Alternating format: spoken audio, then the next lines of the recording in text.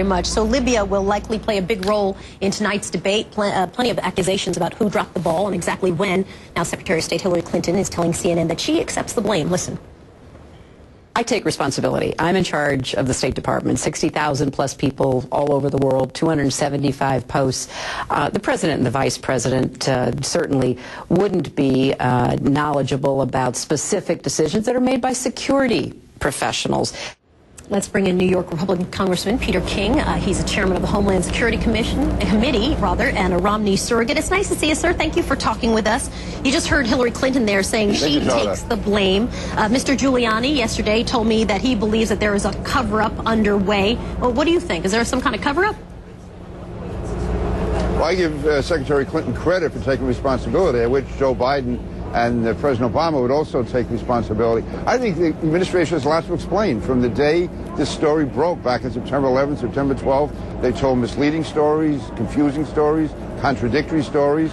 The reality is what they said the very first day, almost every word they said has been disproven. So we have to find out why. But more importantly, to me, the underlying foreign policy issue here is the president has been claiming that somehow al-Qaeda has been decimated, that somehow he's been so successful in the Middle East and North Africa that we can turn toward the Pacific. The fact is, this attack showed that al-Qaeda and its affiliates and its offshoots are still a powerful force against the United States, in some ways even more dangerous than before September 11th. A lot has been made of what Susan Rice said on Meet the Press back on September 16th, and she said this: our current assessment is what happened in Benghazi was in fact initially a spontaneous reaction to what had transpired hours before in Cairo, almost a copycat of the demonstrations against our facility in Cairo, which were prompted, of course, by the video. So technically, she's saying that the video caused what happened in Cairo, but sort of linking it to what happened in Benghazi. Now she says this: in my September 16th Sunday show appearances, I was asked to provide the administration's latest understanding of what happened in Benghazi. In answering, I relied solely and squarely on the information the intelligence community provided to me and other senior U.S. officials, including through the daily intelligence briefings that present the latest reporting and analysis to policymakers. And she basically said this represents the best current assessment when she went on television. So she's saying it's not a cover-up. If there were mistakes, it's because the intelligence was flawed. Yeah, I don't accept that. Ambassador Rice reports to the State Department. Even though she's ambassador to the UN, she's in the chain of command with the State Department. Did she take the time to talk to people who were in the consulate that night who said there was no demonstration? Did she take the time to check out all the traffic from within the State Department from the consulate back to Washington? The fact is, did she even check out the fact that there had been so many terrorist threats from that area, or that al-Qaeda in the Maghreb and Ansar al-Sharia are such powerful forces in that region? Listen, if she had said, we don't have all the information yet, there's no precise intelligence, but we also know there's a lot of terrorist activity in that region, that would have been fine. She didn't mention terrorism. She left out al-Qaeda and Ansar al-Sharia altogether. She clearly wanted to give the impression that this was a spontaneous result of the video that was shown, and that was misleading, and she should have known better. As ambassador to the UN, if she was out there, she was expected to give more than just a recap of what the intelligence people told her. But, you know, otherwise, the president said on 9/12 in his remarks at the Rose Garden, he said this: no act of terror will ever shake the resolve of this great nation. Right? So he mentioned terror the first day after. It's not this is a terror attack, but he absolutely is talking about terror.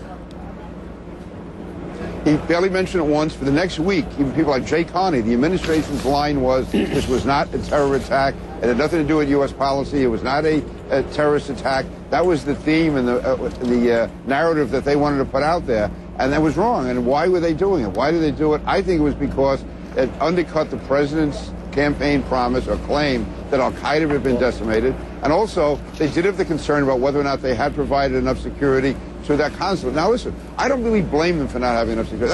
That's a mistake, or it's a judgment call that could have been wrong. What makes it worse is what they should have said the day after is, it looks as if there may not have been enough security. We're going to review all our security at consulates in dangerous areas throughout the world. But instead, they ignored it altogether. They ignored al-Qaeda and Ansar al-Sharia altogether and tried to blame it all on this ridiculous video. You're not saying a cover-up then, right? Because what Mr. Giuliani said yesterday was a cover-up, which to me seems to imply some kind of criminal activity. And you sound like you're saying it is a big, complete screw-up. I know you wanted to jump in. Yeah.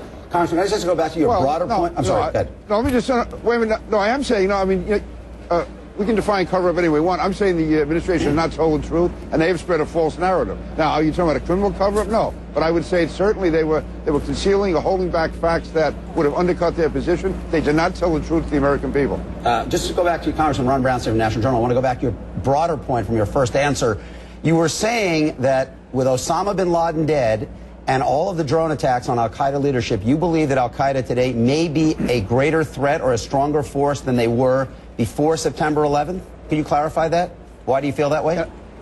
Yes, certainly. And in fact, that is the consensus of most intelligence experts because of the fact that al-Qaeda morphs. Going back 4 or 5 years ago, al-Qaeda began to morph into al-Qaeda in the Maghreb, al-Qaeda in the Arabian Peninsula. They also have affiliates like Boko Haram, al-Shabaab, and now Ansar and al-Sharia, and also including people here in the United States. What they've done is they are now more under the radar screen, they're more spread out, and they're harder to define. It was great killing President bin Laden.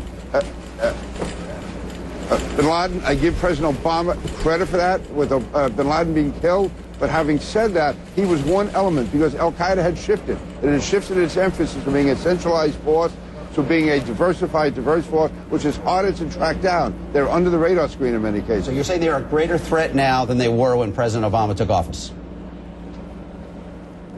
They are a greater threat than they were back on September 11th because of the fact that they're much more spread out, the fact that there is active recruiting going on for people under the radar screen. And if you talk to intelligence experts, most will agree with that. That on September 11th and the immediate years afterwards, we know who they were. We had a general idea how to get them, and we were getting them one by one. And the culmination was when President Obama got bin Laden in May of 2011, whatever the year was, 2011. But the fact is, now it is spread out into many different groups, and that is why it is considered by most intelligence experts to be more dangerous now than it was then. And that's a story the president is not telling.